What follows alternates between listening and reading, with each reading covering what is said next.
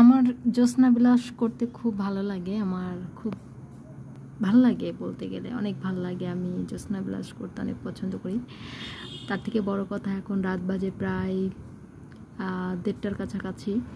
তো বাসায় মূলত কারেন্ট নেই, আমি বারান্দায় দাঁড়িয়ে আছি। তো এত সুন্দর জ্যোৎস্না রাত, হয়তো ক্যামেরায় বোঝা যাচ্ছে না, কিন্তু সত্যি কথা বলতে একদম পরিষ্কার। আমি জানি না ক্যামেরায় কেন এত অন্ধকার আসতেছে, বাট এত সুন্দর একটা সময়, এত সুন্দর একটা স্নিগ্ধ সময়, আসলে জানি না।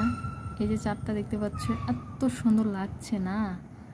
আমি অনেকক্ষণ দাঁড়িয়ে দাঁড়িয়ে ভাবছি যে একটা ভিডিও করে ফেলি, আবার ভাবলাম ক্যামেরায় কেমন উঠবে সেটা আমি জানি না। বাট কেউ হয়তো বিশ্বাস করবে না, যারা যারা আমার মতো জ্যোৎস্না বিলাস পছন্দ করে একমাত্র তারাই এই সময়টা উপভোগ করতে পারবেন।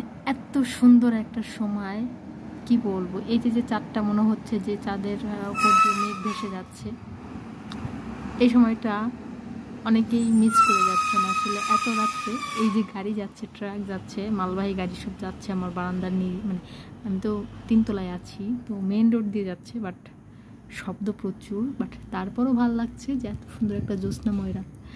মানে এই রাতগুলো যারা মিস করে, আসলে তারা অনেক কিছু মিস করে যায় জীবনে। এত ভালো লাগছে এই সময়টা আমার, যে ক্যামেরা বন্দি না করে পারলামই না। চাঁদটা দেখো, আসলে চাঁদটা যে এত সুন্দর মোহনীয় লাগছে।